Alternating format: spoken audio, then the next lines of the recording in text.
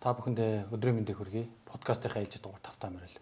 Энэ удаад манай подкастын зочноор Миклинер оролцож байна. За тэгээд урилгын минь хүлээн авч ирсэн арилжаачтай баярлалаа. Тэгээд юуны төрөнд нэрнээсээ эхлэх үү?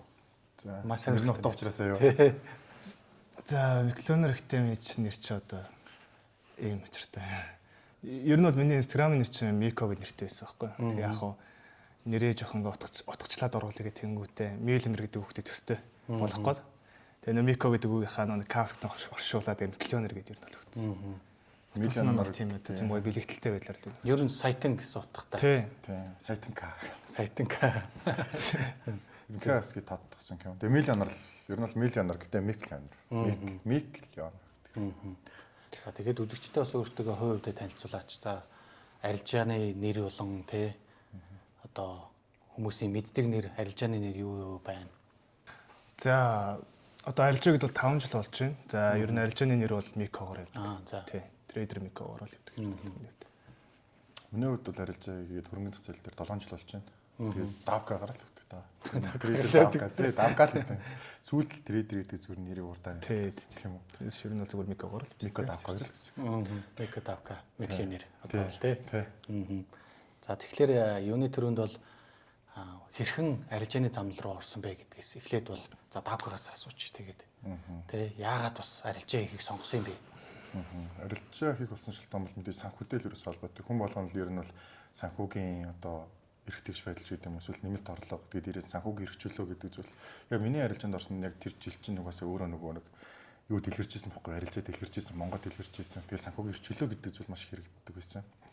Тэгээд ер нь бол яг хөрөнгө оруулалт гэдэг зүйлийг сонирхдаг байж чад хөрөнгө оруулалтын дээр филдэд маш хэмжээний хөнгө алдаг хөрөнгө оруулалтнаас гэсэн арилжаа биш үү.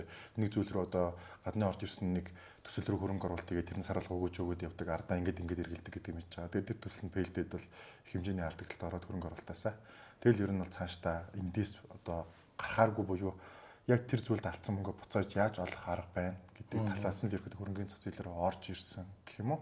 Хөрөнгө оруулалтыг сонирхдаг байсан. Тэг хөрөнгө оруулагч гэдэг сэтгэл зүйнээс л ерөөд арилжаалаа орж ирж байсан. Одоо бас 7 жилийн өмнө бол тодорхой хэмжээний хөрөнгө оруулалтаас шалтгаалж. За манай Микогийн хувьд болохоор за миний болохоор ер нь короны үеэр их сургууль 2 дугаар курстэй байхдаа ер нь жоохон өөр юм жоох судалж мэдээ гэж бодож байгаад тэгээд тэр чи 22 оны 100 нэг мөчнгийн хичээлийг үзээд ер нь тухайн үедээ за энэ л яг миний хүсэж байгаа зүйл муу юм байна гэдэг их сургуулиасаа гараад яг судалж эхэлчихсэн. Яг тухайн үе яг тэр анх мөчнгийн яриг сонсчиход бол одоо өдөрт 3 цаг ажиллаад ч юм уу те хангалттай ашиглаж гэх юм бол үлдсэн цагт нэг гэр бүлтэйгээ гоё ингээд чөлөөтэй байж болно гэх те. Яг тэр яриа нь бол илүү их таалагдаад одоо ер нь бол энэ зүйлийг яг сайн сурах гэж бодож ер нь бол эхэлчихсэн. за тэгэнгүүт одоо эхэлж байгаа хүн болгон нэг зэгээс эхэлж байгаа. Хүн болгонд бас нэг бэрхшээл байгаа тий. Та хоёрын одоо хувьдаа гэтэнгүүд хүнд нь одоо ямар бэрхшээл толгож ирсэн бэ одоо? За Микогоос эхлээд ярил хамгийн эхлэгч арилжаач нь юу? За миний бэрхшээл гэвэл хамгийн эхлээд бол мэдээж юу сурахаа сайн мэдэхгүй байсан тухайн үедээ. Тэгээд яг хөө тодорхой хэмжээний мэдлэгтэй болгоод ирэхээр бас зах зээлийг бас наривчлалтай бас таамаглах арга байд юм уугүй мүү гэдэг бас ер нь хайж эхэлчихсэн. За тэгээд 2 дугаар асуудал нь гэвэл бас санхүү. Санхүү мөнгө дээр бол нэлээд асуудалтай байсан ер нь бол. Анх эхлэхэд бол ер нь. Тэрийг хэрхэн давж гарсан бэ юм? За миний хувьд болохоор юу вэ? Ер нь бол яг өөрийнхөө ур чадвараа ер нь сайжруулах гэж бодсон. Тэгээд ер нь ур чадвараа ер нь өөрөө ер нь сайжирчих юм бол дагаад бол мөнгө бол яаж ихэд олдно л гэж ер нь бодчихсон. Тэгээд ер нь би бол өөрөө бол юу байсан? Анх эхлэхдээ бол яг өөрөө бол нэг 200 тодруулсан хэлчихсэн. Тэгээд яг тухайн үед ч тасна л да. Тэрнээс хойш би ч ер нь рил данс болсон нэг гэж үзээгүй. Тэгж явж байгаад за голд нь мэдээж нэг хэвтээ юм уу пант ч юм аавч таажсэн. Тэгээд яг өөрийнхөө ур чадвараар ер нь бол мөнгө ер нь олсон доо. Инвест бол анх би инвест 5,000 инвест авчихсан. Тэгээд тэрийг 25,000 болгоо. Тэгээд тэрийг ахиулаад ер нь бол инвестээс би ер нь л болсон юм уу. Тэрнээс би яг өөрөөсөө яг анх бол 200 тодорхойлох гарчихсан. Давкагийн хувьд болохоор Ер нь бол яг адилхан мэдлэгэн дээр толгуурлаж байгаа. Ер нь бол яг тухайн үед ч уусаа нэг тийм юу одоо маш цэгцгүй мэдлгүүд их байсан шүү дээ. Яг ханаас нь хэлэх мэдэхгүй форекс гэж юу вэ гэдэг юм гутаа одоо тухайн үеийн манай хүмүүс шүү дээ. Тухайн шипнер маань тэгэл ирэхэд мэдлэгэн дээр ирэхэд аяг төрж исэн. Альнаас нь мэдлэг авах, альныхын зүг буруу гэдэг юм уу те. Тэрэн дээрээс ер нь бол маш ер нь миний би бол тэрэн дээр аяг удаан төрсөн. Тэгээ мэдлэгэн дээр хугацаа алдаад байсан болохоор арилжаанд орохыг хүсэж байгаа шүү дээ. Тэгээ арилжаанд орохыг хүсээд тийм гутаа мэдлэгээ гээгээд арилжаанд ороод гэсэн юм. Зөвхөн buy sell товч гэдэг хоёр төвшин дээр ихэд дарддаг байсан. Миний анхны депозит ч бас $1000 байсан тохоо ит. Тэгээ тэр $1000 бол яг хуу тодорхой хэмжээнд ээж аваас авж байгаа мөнгө. Тэгээд дээрэс нь миний бол ерөөхдөө 500 ер нь 500 гарч ирж байсан. $500 бол өөрөөсөө гарч ирсэн $500 гэж хэлсэн. Тухайн үед яг $1000-аар л эхлэх юм бол би өдөртөө хэдэн доллар олж болох юм бэ гэсэн тооцооллыг автоматар хийгээд тэр чинь бас томоо өдрийн $200 молор гэж тооцоолоод 700 тэр үед чи одоо $2800 өдрийн $560,000 ваа болж штэ. Сая төрний 3 сая хэдэн зуун доллар гэсэн. Тэгээд угаасаа мэдлэггүүдээс тулгуурлацсан данс мэдээж эхлээд өснө. Нэг одоо тэний хүний тэнгэр үнэтэй адилхан тэр $1000 $3000 өсөж исэн. Татаа авалт хийхгүй. Тэгэл 3000 болцсон чи 100000 болох юм байна. 30000 болох юм байна. Тэгэл толгой дотор баг мөнгөө өөрч дуусаад тэгэхэд данс шатаад ирнэ л эхэлсэн. Тэгээ минийх бол цаашаагаа бол нэлээд олон депозитуудыг хийсэн. Ягаад гэвэл тэгэхээр мөнгөө алдсан буюу алдаж болохгүй хэмжээний мөнгийг эрсдэлд оруулаад алдаас надад алдагдал үрж исэн болохоор ер нь бол нэг тийм минийхаар бол real dance-гүй үе цөөхөн баг. Ер нь дандаа цэнгэлж ярьж ирсэн юм. Дандаа ер нь бол цэнгэлэлт арилж байгаа. Тэгэл тодорхой хэмжээний татаа авал тэгэл баярлаа жоох өндөр дүнгөө цэнгэлэл алдаа дахиад жоохноор цэнгэлэлч гэдэг юм уу. Ер нь бол нэг тийм демо тасан дээр арилж ирсэн түүхээр нь маш цөөхөн шүү. Одоо нэг тарахтал. За тойроо болохоор одоо 7 болон 5 жил ярилцсан гэж байна тий. Тэнгүүд тэр хугацаанд хувь удаа гэдээ ярингууд хизэнээс одоо гадаад дээр break even буюу нөгөө ашиг алдагдлын хэмжээ тэмцэж ирдэг тий. Тэгээ хизэнээс яг ашигтай болж гэлсэн бэ. За миний хувьд гэвэл 24 он эхлэхээс өмнө 23 оны нэг дунд байсан. 6 сараас тийм тийм. Тэгэхэд бол би ч өөрөө бол нэг тийм real dance гэж их олон алдаж үзээгүй. Ер нь бол зөвхөн мэдлэгтэр л тулгуурлажсэн. Тэгээд тухайн үедээ би яг өөрийнхөө ур чадвараа бас нэг хүнд харуулаа тий. За би ингэж чаднаа. Ингээ ер нь бол эхлээл бол нэг хэсэг бол ер нь дансхуу бас ер нь ур чадвараа бас ингээд шалгуулаад ч юм уу нэг хэсэг тэгж бол явсан. Тэгээд тэрний бараг 2 сарын дараагаас нөлөө ер нь бол 5,000-аас эхэлж үзээгээд. Тэгээд шууд 5,000 би чинь 2 сарын хугацаанд 25,000 болгочихсон байхгүй. Тэгэхээр би бол тэр үеэс шууд л нэмэрхүүг орчихсон. Тэгээд дараа нь 10 сараас нь нөө ахаа 50,000 инвест орж ирээд. Тэгээд тэндээс ахаад нэг сарын хугацаанд 3x хийсэн, 4x хийсэн. 4x хийсэн баг. 200,000 болчихсон гэр. Ер нь бол би бол нэг хасагтай бол байгаа. Анхнаас бол хасагтай. $200 хэлээр нэг хасагтай байсан. Тун гайгүй тий. Тий. Ер нь бол баг 3 жил хагасыг баг гэж мэдлэгтэй юм зарцуулсан шүү дээ. Ерөөсөө л демо ч юм уу демо дээр арилждаг байсан уу? Тий, тэр хугацаанд бас юу гэдэг нэг pre-Discord channel руу орж өөрөө хөөсгүүлэнгүүтээ одоо мэдээж өөрөө чадвар харуулганд өөрөө хөөсгүүлэнгүүтээ хүмүүст сигнал өгдөг ч юм уу. За ингэдэг гэдэггээд бас хэлээд их явдаг байсан. Ер нь бол тийм байсан юм. Зөв. За Давкагийн хувьд болохоор тэр чинь ингээд яг ярих юм бол эсрэг тесрэг хүмүүс ахгүй ингээд хугацааны хувьд ч тэр нэг юуны хувьд ч тэр миний хувьд ч юм бол одоо 3 жил 7 жил болж байгаа гэсэн. Тэгээ 3 жил хагасын хугацаанд бол алдагдaltaй үед өлөмжсөн. Тэгээ би ч өөрөө тамирчин байсан учраас яг нэг буруу хоршоор тэр үед гарч ирчихсэн байхгүй. Тамирчин чинь нэг тийм шантардгүй нэг төвөрдгөө шүү дээ. Тэнгүүтээ тэр хоршоор хараа ирэхэд миний нийт алдагдал бол 3 жил хагасын хугацаанд бол нэг хагас тэр хүн бол 500-аас аял давцсан байсан. За. Гэтэ тэр бол яг нэг цэнгэлээд дөрөөс алцаа алдалт биш ингээл айсараа яваал юмгүй болоод эхлэн шүү дээ. Би ч аавынхаа машины хүртэл чамж ийсэн төрлөн бохгүй юу? Арилжаанд оруулаад аав гоё арилжаа гараад ирлээ. Арилжааг шилэхгүй шүү дээ. Гоё юм гараад ирлээ. Ингээд сарын дараа ингээд мөнгө авчих боломжтой юм байна гэдэг. Аавын машин цагийн турал харагдчихсан байхгүй. Ер нь бол ингээд явхад бол тэгэл тэр алдаглуу дээрээс нь одоо нэмээд намайг ингээд ер нь бол арилжаан дээр чадах юм байна гэдэг дэмжижсэн хөрөнгө оруулагч нар ч гэдэг ингэж явсараад ер нь 3 жил хагасыг бол маш алдагдaltaй үед дээр бол ер нь өнгөрөөж исэн. Одоо тэгэл ашигт ороод нэг 3 жил гарвал болж байгаа юм байна. Тэгээ 3 жил ашигт ороод гэхээс илүү яг баланслаад ашигт ороод бол микрот орж ойролцоо 2 жил болж байгаа. Буцаад нөгөө алдагдлуудаа баг багаар нь нөхөд эхэлж байгаа шүү дээ, тий. Гэтэ ер нь бол инвест гэхээс илүүтэй тийм дэмжлэгийн мөнгнүүд айгүйх орж ирдэг байсан. Намаа гэдэг хүмүүс буюу одоо жишээлх юм бол за зах тааллынхаа өрсөлдөд оруулахаар мөнгө. Сүүлдээ бүр ер нь бол үнэтэйгээ нүүр тулсан. Ер нь бол яг шантардаг дээрч гэдэг юм уу. Угаасаа тэр чинь нэг мэдлэггүүдээр тулгуурлаад явцсан 3 жил байхгүй. Мэдлэггүүдээр зүгээр л данс руу хамааглах мөнгө орж ирлээ. Данс цэнгэллээ. Лото бол өндөрлөлт тортоор тэгээ хар аргаар л ирэхэд явсан гэсэн үг. Тэгээ ирэхэд яг комбек ч гэдэг юм уу. Яг тэр жилдээ бол ер нь бол мэдлэгэн дээр тулгуурлаад бүр тгийс нь хэлжсэн. Бүр яг анхан шатнаас нь бүр форекс гэж юу вэ гэдэг зэгээс нь хэлжсэн. Тэгээ бол ер нь бол яг чанга исэн яг үнэ хэлэхэд бол тухайн цаг хугацаач гэдэг юм. Тэгэл ер нь бас босч ирэхдээ бас инвестор босч ирж ирсэн. Бас нэг сайхан дүүгэх сайхан нарын буйнд хөрөнгө оруулалт заахын тулд одоо эндээс сайхан бол ашиг ингэхгүй чи наанасаа асуудлуудаа ингэ шийд. Тэгэл ирэхэд баг багаар яваа 6 сарын хугацаанд буцаагаад алдагдлуудаа ер нь бол тодорхой хэмжээнд нөхөд тэгээд 6 сарын дараанаас тухайн хүмүүстийг инвестийн мөнгийг ашиглаад 50-50-аар хуваагаад тэгээд ерөөдөө ашиг руугаа орж ирж байсан. Тийм хоёулын часнаа сонирхолтой төх байгаа шүү дээ нөгөө бид нар ч яг бүр илүү яг аржин дээр нийлсэн үуч нөгөө пандын наснаас эхэлсэн шүү дээ. Тийм пандын наснаас эхэлсэн. Тэр чи яг 2 сарын хугацаанд хоёулаа ч нийлээд пандас ч баг 30-ыг бол татсан тий. Тийм 200 мянган панд. 200 мянган панд байсан. Тэр чи яг нийлээл 200 мянган панднаас тухайн үед чинь би чинь бас тодорхой хэмжээний асуудлууд дуусаагүй. Тэгээ одоо 2 жил хасан юм шүү дээ тий. Яг тэгэхэд чинь дэлхийний таталтанд 10,000 орж ирэл дараагийн 7,000 гэл. Ер нь пандыг тэр үед ер нь бол би анхудаа авч ийсэн. Манай хүмүүс пандан дээр бол нач өдрийн лосс нь ийм лимиттэй ийм арилж байгаа яваа. Гэтэ тэр айгуу сонирхолтой тий. Ингийн арилж байгаанууд хинэн заяа. Ингийн арилж байгаанууд наадаа л. Ингийн арилж энэ дээрээ. Тэгвэл мэдээний арилж байна шүү дээ. Мэдээний арилж энэ дээр авчдаг гэсэн юм. Хоёулаа одоо өөр ийм арилжааны түүхтэй хүмүүс шүү дээ. Ашиг олсон хувьд ч тий арга барилч гэсэн өөр байсан бол яаж яваад юм хамт нийлээ гэдэг санаа гарчсан бэ? Юунаас үүдэлтэй вэ? Давка яа. Миний хараад ер нь амьдралын шалтгаан гэж боддیں۔ Нэг тийм одоо юу ч гэдэг. Битгүүш бүр хоёр хүнийхээ мэдгүй таг тал хүмүүс байгаа шүү дээ. Хоёр тал би бонож байгаа ярьж дээ. Нөгөөдгнээс мод мод юм. Тэгмуудаа битгүүш сүлд ирэхэд ер нь бол хоёртой нийлэхгүй гэж боддгүйсэн байхгүй юу? Тэгээ өөртөө л ингэж явж байхад тэгээд Викторийн нийлсэн шалтгаан чинь бас арилжаа хийдэг бас ахнараас маань ер нь бол батай. Ер нь яг үнэ хэлтэлтэй. Уулзсан тэр үедээ уучраад биенийгээ мэдлсэн. Тэгээ вечин битгүүш нэг нутгийг олж таараад тэгэл ер нь бол ингэж бүх юм ойролцоож таараад тэгэл ер нь бол одоо нэг арга бэлэг гэдэгтэй адилхан ер нь бол ингээд яг нэг тийм хасахын энийг зэн буюу би бинийгаа нэг тийм ойлголцол нь амар тэгэл ер нь бол айгу зөрөгтэй алмаар хэлчихсэн шүү дээ. Ер нь бол уцаар яриад ихнүүд давуулцаад бол нэрээ мэдэлдсэн. Ер нь бол за Мико за Давка окей гоё ярьж байдаг залуу байна. За ингэ байна тийм байна гэл. Тэгээ сүулт нь энэ чинь бас нэг яг тийм гоё зүйл дээр ихтэй уучраагүй. Ер нь бол яг хэцүү нэг уналттай үедээ за хоёлаа нэг хийх үү хийж үцэх үү. За ийм мөнгө байна ингэх үтгэхгүй гэх. Тэгэл ер нь бол зөрөгтэй л ер нь бол нийлсэн юм уу би энд итгэж. Тэрнээс нэг тийм найз нөхөрлөс явцаар байгаа нэг тийм вирус болог байхгүй.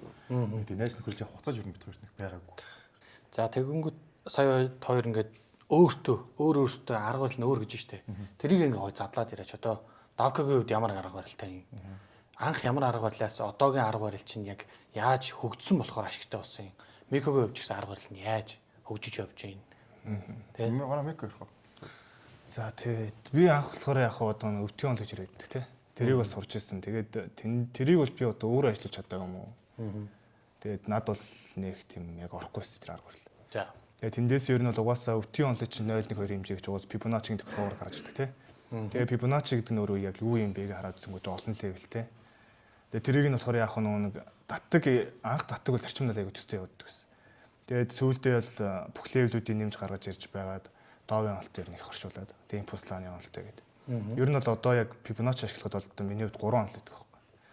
Тэгээд ер нь тэр 3 онолоо яг нэг 2 жилийн хугацаанд бол ерөөхдөө бол гаргаж ирсэн.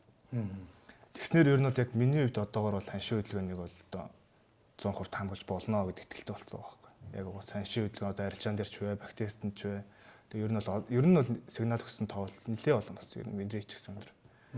Одоо жишээ нь 10-аас 10 хөдөлгөөн ч юм уу тийм бүгдийг нь авдаг ч юм уу тиймэрхүү сигналаар. Тэгээд угаасаа яг ингээд үнэхээр ханшийн хөдөлгөөнийг таамаглаж болоод байгаа болохоор ялч 100% итгэлтэй болж байгаа байхгүй. Яг хөгжүүлэлтийн үед бол нэг тиймэрхүү л зарчимтай. Яг үндсэн байдаг дефолт Fibonacci-г л яг тохиргоог л доовын алт оршуулаад.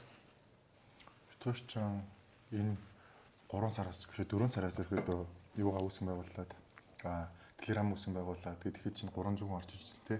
Тэгээд 300 хүн дээр яг нэг битгаар яг тухайд 100% гээд ирэхэд Микогийн өмцнээс ярьж байгаа штэ. Тэгээд одоо хоёулаа хүмүүст нэг тийм юу хэрэгтэй байна. Ингээл яриад байдаг юм батлах хэрэгтэй байна гэдэг. Тэгээд 3 сараас 5 сарын хугацаанд чи 2 сарын хугацаанд яг 100% хөдөлгөөн 10 хөдөлгөөн өгнө гэд 2 сарын хугацаанд 10 хөдөлгөөн өгсөн байдаг. Яг ханшин дээрээс эндээс ханшид яг тэд хүрнэ ийшээ хүрэхгүйгээр тэд хүрнэ гэдэг шиг. Тэгээ 10-аас 10-ыг өгөөд ер нь бол тухайн групп дээр энэ 300 хүн дээр бол ер нь бол баталж исэн юм те. Тэн дээр л. Миний хувьд ч юм бол анханасаа ер нь бол яг спорт resistance train line гэж ерөнхийдөө маш мэддэг ерөнхийдөө арга барилаар явдаг байсан. Тэгээ сүүлдээ бас тэрэн тохироогүй л гэсэн үг байна. Тэгээд smart money concept ICT-ийн ерөнхийдөө арга барилууд дундаараас OTA гэдэг ерөнхийдөө 70.5 та ерөнхийдөө Fibonacci байдаг. Тэгээ хүн болгоны мэддэг юм баланс буюу fair value gap. Тэгээ хүн болгоны мэддэг ерөнхийдөө liquidity. Тэгээ тухайн үед бол мэддэг байсан. 3 жил 4 жил өмнө чинь нэг тэгж амар од болоогүй шүү дээ. Тухайн үед ч юм бол яг л нөгөө нэг инженерийн системээр явдаг байсан хүмүүс үндсэн юмараа.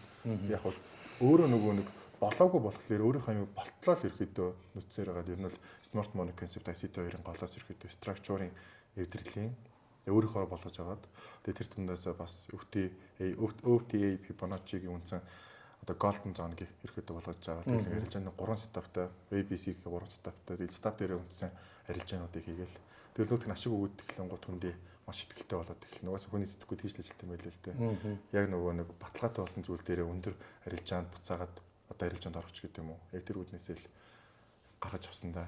Стратегийн хувьд бол гэтээ тэгэл ялгаа авахгүй тий. Бас стратегтэй явуулах байхгүй. Ер нь яригддаг нэг зүйл сайн орж ирж байна л да. Setup angle гэдэг. Гадаад нэрэн дээр бол playbook буюу өөрсдөө тоглохыг нэг одоо картер ангилж шít баг тий. A B C одоо 1 2 3 гэж ангилдаг. Тэнгүүд тэрийг англиад яаж хэрэгжилж байгаа вэ? Одоо хоёрын хувьд хүмүүстээ бас тайлбарлал. За миний хувьд яг ангилж байгаа 3 одоо ABC гэдэг нэг 3 степ шүү дээ. Тэгээд гот зах зээл яг нэг давтамжтай хөдөлгөөнд хийдэггүй шүү дээ. Одоо ингээд жишээлбэл ярих юм бол импульс яваад, correction яваад, одоо жишээл uptrend, downtrend ирэхэд range гэсэн 3 хөдөлгөөнд бид ангилагддаг. Тэнгууд ингээд range хөдөлгөөний step гэж байгаа. Тэнгууд impulse хөдөлгөөний step гэж байгаа. За тэнгууд liquidity хөдөлгөөний step гэж байгаа байхгүй. Тэгэхээр зах зээл одоо жишээлх юм бол өнөөдөр гэж харах юм бол өглөө gold шиг бүтэн бууцсан байх чинь тий. Тэрэн дээр миний A step ажиллаж байгаа чинь яагаад гэвэл тэр хөдөлгөөн бидэрт ямар дүр зураг үзүүлж байгааг шалтгаалж байгаа байхгүй. Тэгэхээр 3 хөдөлгөөн бол яг ингээд таньдаг болчихно гэсэн үг. Яг таньдаг 3 хөдөлгөөнтэй болчихно гэсэн үг. Эн чинь range явж байгаа дээшээ хүйх хөдөлгөөн байна. Эн чинь range явж байгаад одоо эсрэг талынхаа лавыг аваад дээшээ хөдөлгөөн байна. Эсвэл яг нь энэ бүтэн ерөөдөө том лаануудаар ерөөдөө 400-500 ppm буюу нэг чиглэлэн олт хөдөлгөөн орч ирэх хөдөлгөөн байж гэдэг юм уу. Тэгээ бусад хөдөлгөөнүүд байгаа ш зөндөө олон хөдөлгөөнүүд байгаа мэдээж тэгэхээр зөндөө олон хөдөлгөөн. Тэрийг бол заавал таних гэдэг шаардлага байхгүй. Тэгэхээр өнөөдөр яг өөрсдийн таньдаг одоо миний жинхэнэ миний 3 найз гэдэг шиг тий. Өө тэр батаавал тэгдэг. Одоо тий болдоо бол ингэдэг, доржоо бол ингэдэг мэддэг заашны хувьд тэр 3. Бусад найзуудыг бол заавал бусад хөдөлгөөнүүдтэй адилхан таних гэдэг юм шаардлагагүй. Тэгээд хүлээл гэсэн энэ 3 найзаагаа гарч иртэл 3 степэгаа гарч иртэл. Waiting гэдэг зүйлэр. За Мековгийн хувьд яадаг? За миний хувьд бол хамгийн чухал яг зүйл нь бол ерөөс доовын онолт. Доовын онолт дээр Fibonacci татагдана. Гэхдээ бас тэрийг яг бүх доо болгон дээр татаад ажиж болтгоо. Бас ангилдаг гэсэн үг үстэй байна. Гэхдээ их олон ангилахгүй. 3 ер нь бол 3 ангилна. Тэнгүүд яг ямар үедэр доов дээр татах, ямар үед дээр яг импульс лан дээр татах, ямар үед одоо K л гэж яриад шүү дээ. Rejection гэж би өөр нэрэлтэй. Яг ийм 3 онолын дагуу л ер нь татаж авчихдаг.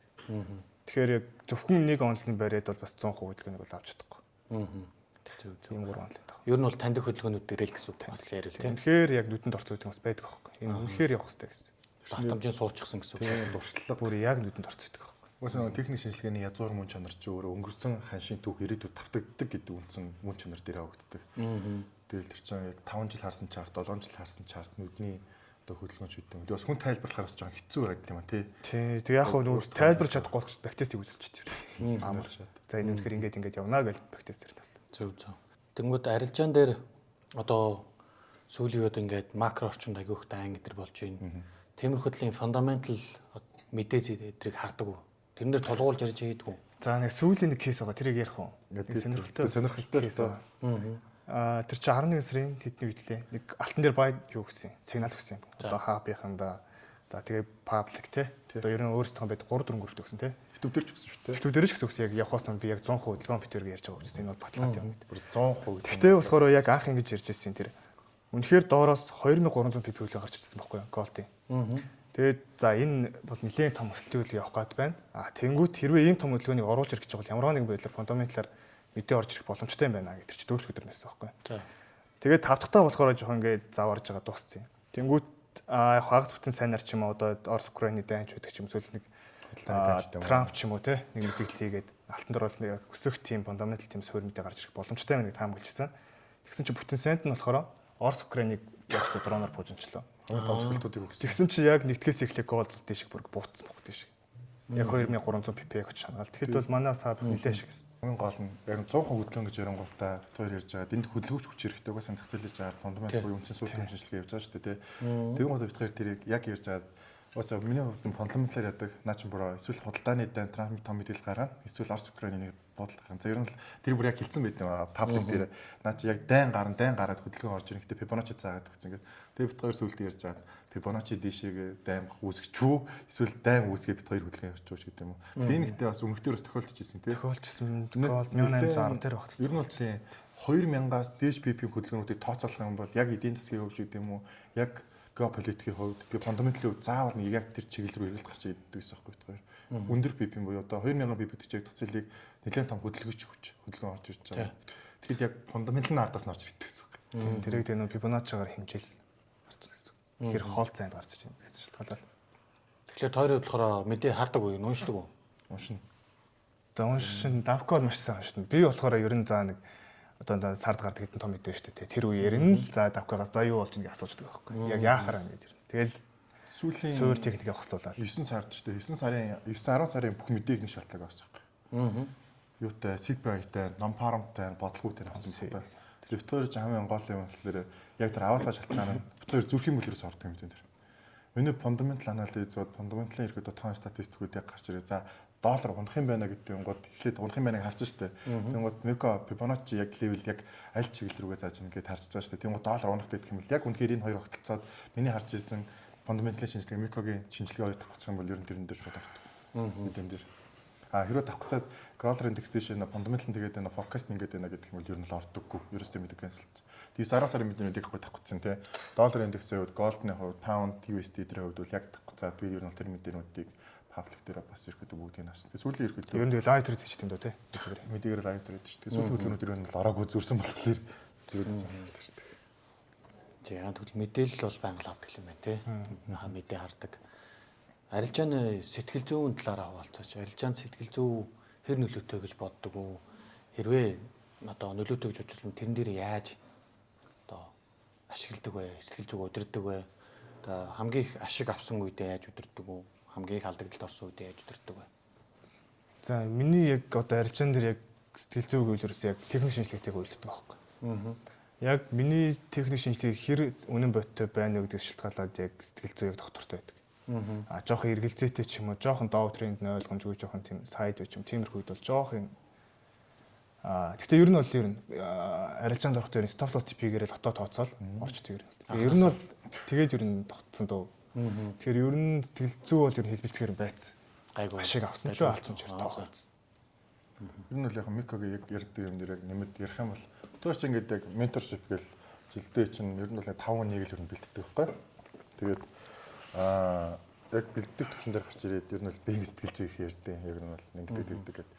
Тэгэнгүүтээ одоо бид нар ингээд арилжаан дансаа цэнэглэлттэй хүртэл тооцоол хийж байгаа шүү дээ. Одоо хамкнасаа одоо дансаа цэнэглэлттэй хүртэл би сарын 5 сая төгрөгийн цалинтай бол би 4 сая хийчих юм бол тэр мөнгө алдна. Яг тэгэхээр хэрэг болж байгаа мөнгөө арилжаанд хийж байгаа учраас тэр хүн алдаж болохгүй гэсэн төмөр арилжаанд оролцож эхэлдэг байхгүй. Stop loss буюу алдагдлыг тооцож чадхаа байж гэсэн үг. Тэгэнгүүт эрсдэлд оруулж болох мөнгөөр арилжаанд орчих тэр хүн мэдээж за 3,500 сая төгрөгийн цалинтай хүн байхад 10% буюу $300 арилжаанд орлоо шүү дээ. Тэр хүн stop loss-ыг хангалттай тооцож чадна. Эрсдлийн менежмент бүх тооцоолыг хийж чадна. Тэгэнгүүт үндсэн мөнгөөр орчлоо тооцолж чадахгүй. Сэтгэл хөдлөл орж ирээ те. Алдаж чадахгүй. Ирэхэд эсрэг тийшээгээ базикал мөнгө жоохон доош явгууд нь хаагаал. Жоохон тийшээ явгууд нь хаагаал ашигтай хаагаал. Нөгөө хөдөлгөөн тийшээ явгууд нь ардаас нь хөөж ороод те. Шунж ороод ч гэдэм үү. Хөшөө авах сэтгэл зүгээр ороод ч гэдэм тийм байна. Тэгэхээр ер нь бол яг бит хоёрын яг арилжааны 5 дансж байсан, баг дансж байсан анханасаа депозит хийсэн мөнгнөөсөө ахуулаад бүх менежмент стоп лоссыг угаасаа тэгээ $1000 дээр тавьж байгаа учир шалтгаан тооцоолох байхгүй. Хүлээн зөвшөөрсөн байдлыг өгдөж байгаа байхгүй. Тэр профитыг 5,000 дээр тавьж байгаа. Тэр угаасаа л анханасаа тооцоолоод тавиад өгсөн юм чинь тэр дунд тооцоол хийгдсэн учраас ямарваа нэгэн зүйлийг хийх одоо боломжгүй угаасаа тэр чинь анханасаа ягаад стоп лосс тавьж байгаа гэдэг чинь би алдаж болно гэж стоп лосс тавьж байгаа. Тэр профит тавих чинь би нэг авч чад болно гэж тавьж байгаа. Тэр хоёрын дундхал ер нь бол стоп лосс entry stop loss TP-ийн дундхал ерөөхдөө үйл явц процесс л байна. Тэгэхээр хүн нөгөө нэг 5,000-аар орж ирчээд 5,000 нь хамгийн гол маргааш хэрэгтэй мөнгө байлаа гэж үү те. Алдвал тэр хүн хямрахаар мөнгө. Хямрахаар мөнгөн дээр тэр хүн эрсдэл тооцож чадахгүй байхгүй юу хэлбэл. $500 гэж тавьсан ч гэсэн $500 тэр хүн нөгөө их мөнгө болохоор тавьчаад зөөгөөд идэх байхгүй. Энийг алдаж болохгүй гэдэг. Тэгээ зөөсөөр байгаа 5,000 алдчихдаг. Тэгэл 5,000 алдсан хүний дараагийн арилжааны сэтгэл зүй ингээл ороод ирдэг. Анханасаа л зүгээр ер нь бол тэр нэг алдаж болох мөнгө л тооцоод ороод ирсэн бол нэг тэгж амар сэтгэл зүй орж ир төгнийг шаналж зовоогоод шүн утуулахгүй байгаад байдаггүй. Хоёрын сүлтэн тэр 50,000-аас тийш өсгөх дээр ч гэсэн ер нь бол Тийм. Тэн дээр бас нэг тэржсэн тохиолдол байна. Нилээн тэржсэн. Яг сэтгэл зүй баг бүт орж ирж ирсэн. Тийм. Тэн дээр болохоор яг нилээн өндөр лотны цахилгаан хүчтэй. Нилээн өндөр ч яг ер нь бол типийн нилээн том. Алтны айгүй эд төсөлтөө байдаг байхгүй юу? Тэгээ тухайн үед чинь 21 лот үжсэн баг тий. Өгчөөд шөнө тэр чинь жоохон хасахтаар энэ жилийн дээр орчихсан. Хасах нэг 10 болоод 10. Тэгээ өглөө нь болохоор нэмэх 7 мянга таагацсан байхгүй. Тэгээ хаасны дараа яасан бэ гэсэн типийг нь болохоор 140 мянга дээр зооцсон байсан байхгүй. Доллар 140 мянга доллар ашиг хийхээр. Тэгсэн чинь тухайн өдөртөө баг яваад. Тэгээ тэн дээр баг би бол сард ирсэн. Арилжаа бүр огт хийхгүй бүр тийрээд. Яг тухайн үед бол үнэхээр амар тийрсэн билээ. Тиймэрхүү л ерөөхдөө шалтгаан. Тухайн үед бол яг авах ёстой байсан ашиг авч чадаагүй л амар тийрчихсэн. Тэгээд яагаад хаасан гэж бодож байна тэр одоо эрт. Тэр яг ийм болсон л да. Тэр шүн битээр л данснес жоохон юусэн л да. Алдагдсан өрөөнд хасах 10 гарцсан. Тэгээд яг шүн битээр тэр чинь 3 4 үлцэхээ сууж агаад тэгээд яг хайж хончоод өглөө нь болохоор тэр чинь 10 мар үед баха тий. 10 төлөөс үед баха. Өглөө тэр чинь айгүй Аз тэр айгүй өсөд гэсэн шүү дээ. Амар ч. Тэгэхээр нэмэх 7 мянгатай болцсон байхад нь тэгээд яагаад таасан. Яг зүгээр яг тухайн үед нэг ярилцлага нь за хасах 10 мянган үед харсан байгаа шүү дээ. Гэхдээ бит хоёр тэр чинь яг 100 хөдөлгөөнө мэдж байгаа хөдөлгөөн бол бат тийшээ явна. Хөдөлгөөний лавыг авахгүй. Тэгүн готоо лото ингээд нэмээд ороод исэн. Гэтэ бит хоёр лото тооцоол 10 лот исэн тий ер нь л. Тэгээ 20 лот орчиж байгаа байхгүй юу? 20 лот ороод тэгүн готоо хасах 10 мянга дээр хэлбэлзээд нэмгэлээ болоод тэр гот нь дансаа гэж хасах дээр хааж ирсний оронд ядаж нэмэгтээр нь хай. Тухайн үед ер нь бол яг амар их тийм ер нь бол шүн нойргоо онцсон гэж бодно тий шүнжэнгөө захиад онцсон арилж байгаа. Тэгээ шүн нойргоо тэгээ өглөө нь тэгээс 93 ч угаасаа тэгэл ер нь бүхэл юм бас өглөө өрөнд чинь бас жоохон эрүүлэр сэтгэж чадахгүй л байгаа нойр мөр тий. Шүн хасагт дарж гонтал дөнгөсрээ харангууд нэмэх 10 мянга гоо. Гэтэ нэг swap хасагтаад 7 мянга гэж байгаа байхгүй swap тестэрч. Тэгээ шууд тэгээ тухайн үед хагаассан. Тэгээ тэн дээр бол амар тийрс. Тухайн өдөртөө тэр чинь тип явж үзэж байгаа. Явсараа зэвсэн. 700 бп. 700 бп. Нилээн тийрсэн тэр. Тойрын хувьд үштэй хамгийн өндөр ашиг бол алдагдлууд нь хэдэн доллар байсан бэ? За нэг арилж байгаагаар нийтдээ гэж ярих уу? Нэг арилж байгаагаар л гэсэн үг. За нэг арилж байгаа хамгийн дээдлэлт нь миний хаар бол 15% зал байна. Ашиг нь олдсон уу? Алдаг биш ашиг нь. Алдагдал бол яг нэг өдөр энэ төр. Алдагдал бол би чи яг 2 өдөрт бол явжсан. Эхний өдөр нь болохоор би 3 500 2 данс нэглээд тухайн өдөртөө биш хоёрыг нь оол нэг алчсан байхгүй. Тэр чинь одоо өмнө жилийн 10 сард. Тэгээд яг тухайн үед бас арилжаанд би бол нэг сар бод бүтэн типи авчихсан байхгүй. Бүр нэг ч алдагдал байхгүй. Тэгээд тэрэндээ жоохон бартцсан явж ирсэн. Тэгээд би 7,000-аар тухайн үед оолн шахаад хоёулыг нь алдаад маргааш нь дахиад 10,000-аар нэглээд бас алдчихсан байхгүй. Яг 2 өдөр дотор. Хамгийн өндөр алдагдал нь бол тэр л юм байна. Юуны жоохон тухайн үед өөртөө их тэтгэлтэйсэн байхгүй. Би яг сард бүр нэг ч алдагдал байхгүй. Улаан надад нэг тийм хаасан бол байхгүй байсан. Тэгээ бүтэн сарын хугацаанд бол ерөөс бүгд зинхэр байсан. Тухайн үед нийт бол нэг бүтэн сарын жижиг 3,000-аас эхэлсэн данс бол бараг 30,000 бол ашигласан. Өдөр болгоно л ерөөсө тогтмол ерөөсө 1000-аас 2,000 бол хийгдсэн байхгүй. Ерөөсө алдахгүй. Тэгээд тэтгэлтэй байл үүссэн байсан юм тийм. Үнэхээр бартсан байсан. Би бол энэ хөдөлгөөн бол ойлгомжтой явж хажууд байсан юм гэсэн за угаасаа типи бол очиод зөгтөж юм үнэ. Хангалттай зөвхөн гэдэг. Тэгээ жоохон тиймэрхэн болцсон. Тэгээ би гадуур төв дэлгүүртэг чинь дэлгүүргсэн явжсэн юм. Тэгээ дэлгүүргсэн явж байхдаа яг хоёулын дээр би зэрэг захиалгад өгөөд. Тэгээд ер нь жоохон хоногт нэмсээрэн байгаа л тэр хөдөлгөөн тэгээд 2 данстаас маргааш нь бахиж улаарч ороод штаас. 2 төртөл 17 мянга штаас. Хамгийн өндөр. Миний хувьд чинь ашиг юм бол 2 жилийн өмнө тэр нөгөө юуны өндөр. Зээг комбек хийгээд ч юм болохоор 10,000-ны хөрөнгө оруулалт, 20,000-ны хөрөнгө оруулалт, 8,000 долларын хөрөнгө оруулалт орчихсон. Тэр нэг 40,000 долларын хөрөнгө оруулалт орчихсон. Тэрэн дээр нэг лотоор нэг миний хамгийн өндөр хийсэн шиг чинь 8,000 л байна уу? Яг нэг удаагийн ярилцааны захиалган дээр биш нөгөө дандаа хэсэгчилж ордог. Одоо нэг лот төлөө гэж 0.2, 0.2, 0.2-оор нэг бүхлээ ингэж ордог. Тэгвэл яг нэг захиалган дээр гэх юм бол хамгийн өндөртөө 8,000-ыг л авчихсан байна. За алдагдлын хувьд. Алдагдлын хувьд бол тэгэл нэг 500 сая дотроос ч гарч ирсэн шнэ. Алдагдлын хувьд бол ер нь бол нэг 35,000-ыг бол таажсэн нэг удаагийн арилжаагаар. Одоо ч гэсэн битгаар харддаг юм. Дад түүхэн үүдэх дансны болгоныхын түүхний. Би яг тэр данснуудын түүхийг ер нь сэвлээд авсан байд. Ягаад ч нэг тийм хэцүү үедээ ч гэдэг юм уу нэг буцаагаад харахад бол энэ үед бол ингэж ийс одоо буцаагаад ингэдэг ч гэдэг юм тухайн үед хардаг. Тэгэхэд бол 35,000 долларын алдагдал нэг захиалган дээр бол алдчихсан. Гэтэ тэр чинь юу яг одоо бас 4 жилийн өмнө миний дунд нь гэсэн үг нэг томоохон алдагдал авсан. Тэгээ буцаага тэр чинь нөхөх гэдэг юм гутаа тэгэл $500, $600, $500, $400 гэл. Тэгээ хамгийн харамсмаар юм нэгхэн арилж байгаар 35-ыг алдаад 35-ыг нөхөхийн тулд 500 арилж байгаа юм. Яагаад алдсныхаа дараа ч сэтгэл зүйн тавгүй байхад шууд орсон гэсэн үг. Үгүй тэгээ нүг яг одоо ингээд амар том алдагт хүлээж байгаа шүү дээ. Тэнгууд нүг тийм хансан мэдрэмж төрөөгөө би алдаад одоо нэг яг нүг бүр ингээд эцээ тулсан мэдрэмж төрөөг байсан байхгүй юу. Одоо ингээд ингээл амьдрал сүрчлээ гэдэг юм уу. Ингээл ерөөсөө одоо ингээл үүшэрэн хараад одоо болохоо ажиллаа гэдэг мэдрэмж төрөхгүй байсан байхгүй юу. Тухайд $35,000. Тэрний өмнө чинь данс нөгөө нэг ингээл өсгөж унаагаад хэлбицэл байгаа шүү дээ. Тэрний оронд $35,000-ын сэтгэл зүй суудсан ингээл яваад 12,000 сэтгэл зүй суудсан 35,000 яавал гэжгээл буцаагаал орж ихтэй 1000-аар явал 1000-аар ингээл ер нь бол яг хуу тэр үед бол ерөөсөө л алдсан ардаас нь дандаа л хийгддэг гэсэн юм. Тэгэл $500-аас ингээл өсгөөл яваад тэгээд өсгөж явж байгаа л тодорхой хэмжээний татаагалт хийн буцаагаал татаагалт хийсэн мөнгө депо хийн. Тэгээд амьдралд наахгүйгээр л яваад байсан гэх юм уу. Яг ганц харсан зүгүүд тэрний статистик дүүнэлт гэх юм бол ерөөсөө 500 арилж байгаа 35,000 хийл 500 арилж байгаа үр дүнгээр маш ингээл нэг тавсаар. Гэтэл нэгхэн арилж байгаагаар тэр үр дүн байхгүй болгож чиж байгаа. Нэгхэн арилж байгаа. Тэр яагаад гэсэн бэ? Юм чи гэж. Тэр зүгээр л зөрөгтэй алхмыг гэж бодсон. Ашиг хийх юм бол би ер нь бол 80,000-ыг хийх юм байна. $80,000 гэдэг чинь би тодорхой хэмжээнд яг тэр үеийнхээ алдсан алдагдлыг нөхчих юм байна. Тэгээ болчих юм байна.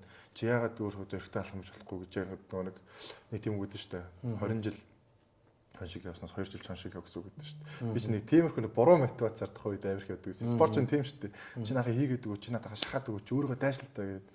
Тэнгуудаа тах үед яг тэр сэтгэлхөдлөл мотивац гэдэг юм уу буруу зүйл тэрэл орж ирсэн байх гэж боддтой. Тэгээд алдсан алдааны хаваанаас тэгэл тэр чин сургамж аваагүй явсаар бол нэг дүн дээрээ сургамж авсан бит.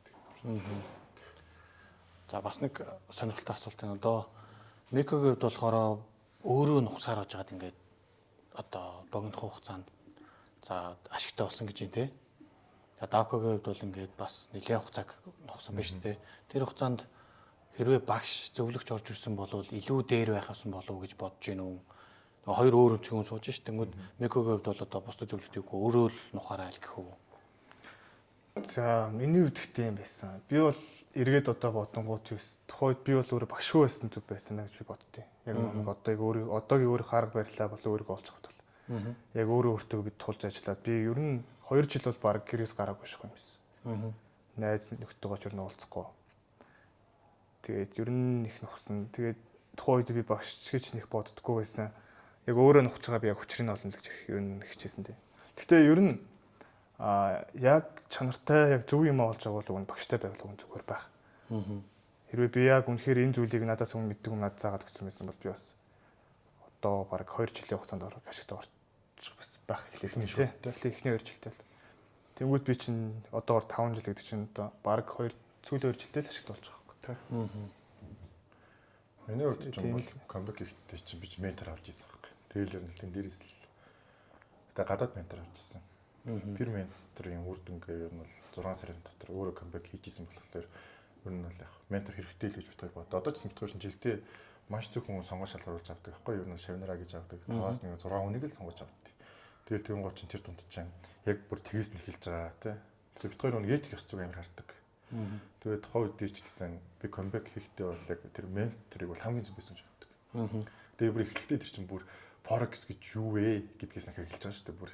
Тэгээд тэр нь ингээд амар гоё. Тэрнээс нь ахуулаад тэгээд дээрэс нь ментор гэдэг хүн яадаг юм бэ л дээ. Нэг өсөнд тэр хүнд ингээд заагаад өгчихгүй. Яг онл бол ингээд заачиж байгаа бүх юм заачиж байгаа. Тэгээд гол нь практик дээр чиний алдаа яг ингэж гараад байна. Чи ийм алдаан дээрээс тулгуурлаад ийм алдагдлыг хүлээсэн байна. За эндээс чи энэ алдааг цацах хэрэгтэй бүү. Энийг чи сарын хугацаанд чи яг ийм зүйлийг хийгээрэй. Тэгээд лайфстайл амьдралын хэв маягаар ороод ирчихэж байгаа. Чиний амьдралын хэв маяг чиний унтах хоол идэх зуршил чиний хөдөлгөөний чи ингээд ийм юм энийг чинь буруу энэ амьдралын маягийн дээр чи энийг засах хэрэгтэй. А тийм гот энийг засаад эхлэнгууд чинь нэг тийм арилжааг нэг тийм хоо байгаад эхэлчихэж байгаа. Надад нэг зүйл нээр таалагдсан тэр менторын зүйлээс юу гэхээр одоо хүн амьдралдаа хамгийн чухал одоо ингээд зүйлээ буюу үнд зүйлээ нэрлэгээд гэж байгаа байхгүй.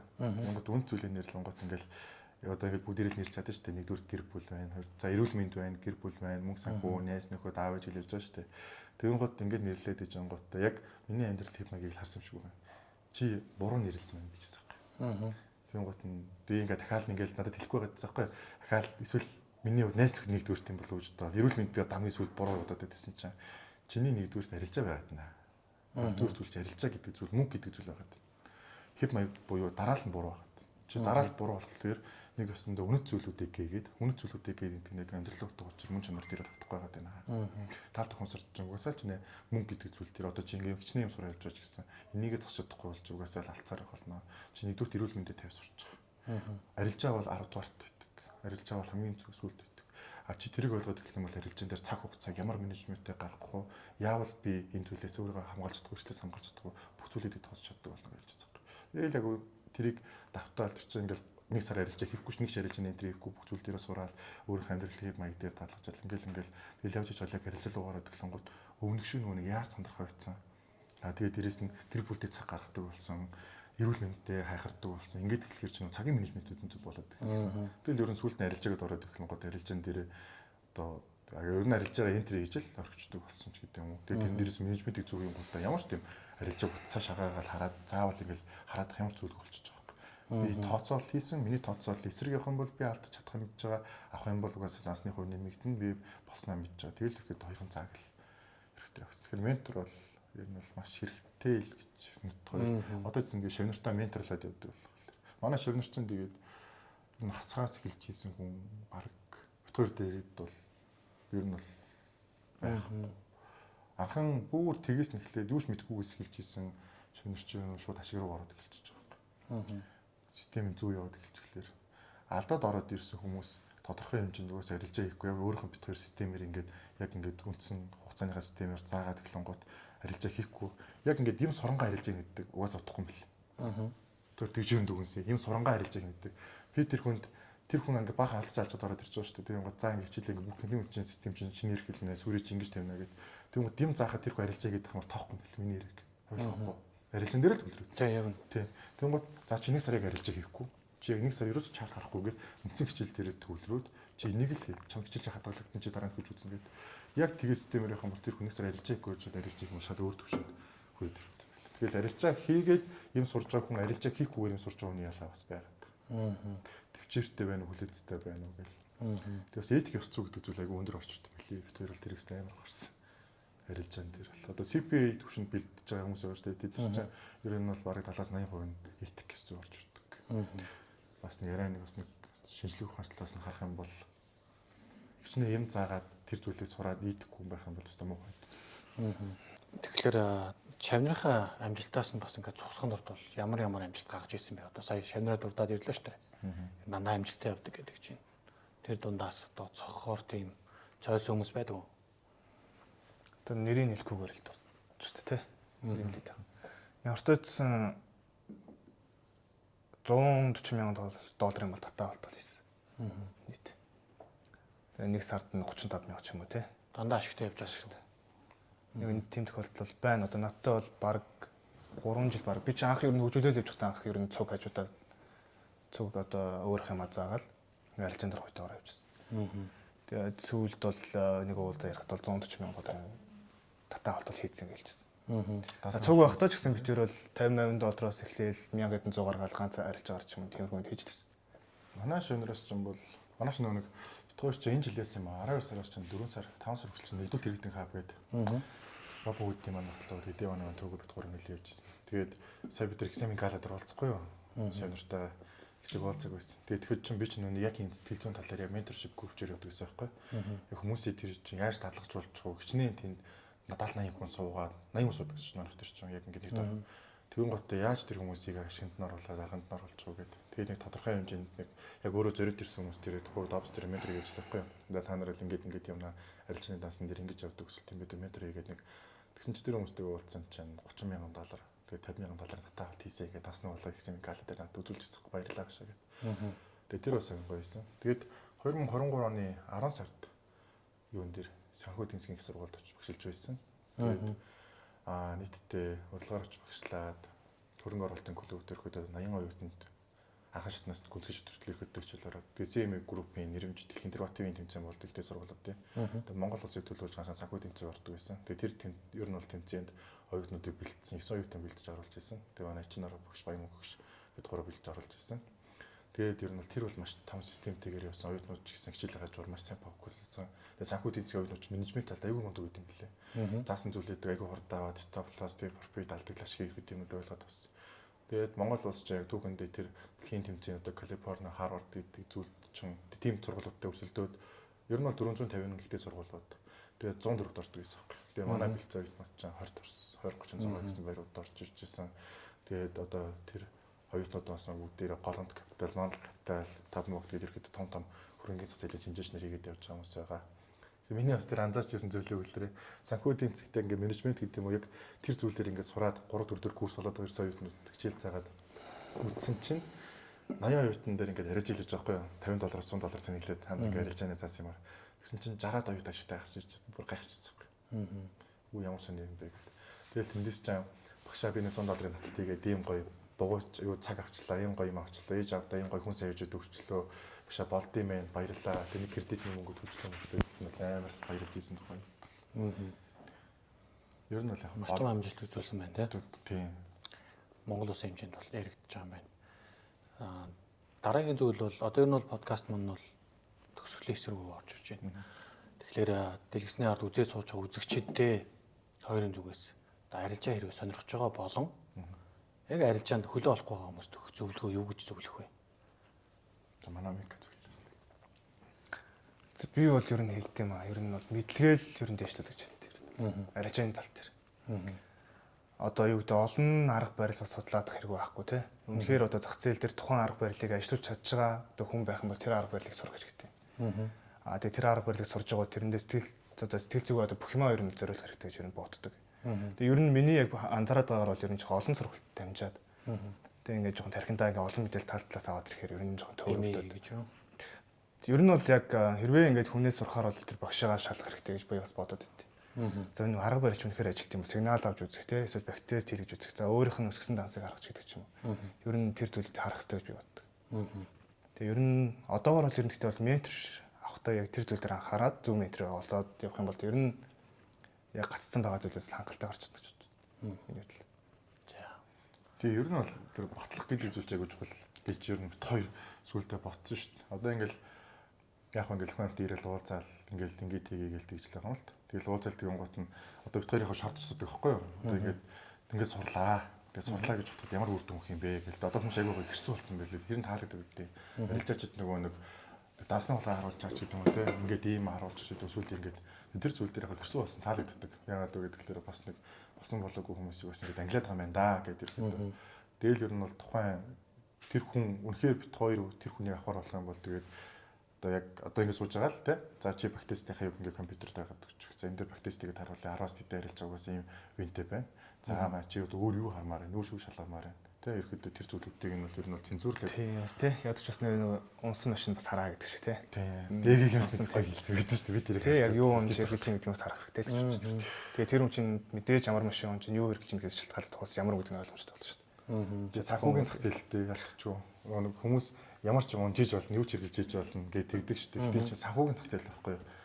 За одоо жишээлх юм бол яг хуу би спортоор ярих юм бол ингээд би өлөөлийн багш үлээ л та. Тэнгүүт би ямар амжилт гаргаснаас шалтгаалаад тэр тамирчнаа дээр ирнэ шүү дээ. Ер нь тэ өн чинь дээд лигийн хүн болохоор энэ хүн надад их юм заана гэдэг. А тэгэхгүй нэг сургуулийн багш байж байгаа л тэ одоо жишээлх юм бол дээд лигийн түвшний яриад байх юм бол болохгүй байгаа тоххой. Яг тэрнтэй адилхан тэр хүн яг ямар данстай юм те. Бид хоёр бас нэг менторийн өгдөг зөвлөгөө нэг юм дээр толгуурлалтай. Одоо жишээлх юм бол ингээд яг алдсан онсноо бид хоёр бол нэг $100 дээш данстай хүнтэй бол үнэхээр менторлж чадахгүй байхгүй.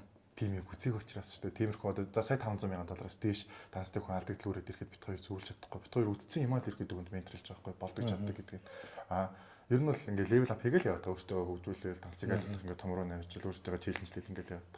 Тэрнээс доошоогоо зүйл дээр ирэхэд яг л чадах зүйл дээр л ер нь бол менторлдог чадах зүйлийг хүмүүст харуулж байгаа. Бодит зүйл нь угаасаа ер нь бол тэр. Чаддаг гэдэг одоо цэжэд хэлдэг юм бол энэ зах зээл дээр чимээгүй мөртлөө ашиг хийгээд явж байгаа зөндөө олон гой залуучууд байдаг байхгүй. Зөндөө олон.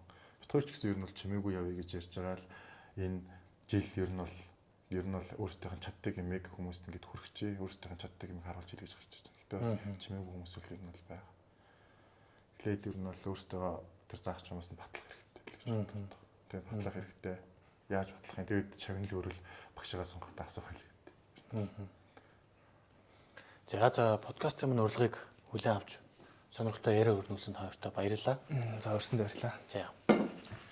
Тэгээд дараа дахин олон гой хадчлуудыг хамтаа хийх бах те. Тэгээд бүх холбоос линкүүд нь орчин хэрвээ нэмэлт асуулт асуумаар байвал манай Миклионерийн хоёрлоо холбогдоод нэмэлт мэдээлэл авч болно те. За ингээд энэ удаагийн дугаар энэ төрөйд өндөрлж байна. Дараагийн дугаараараа уулзцгаая. Түр баяртай.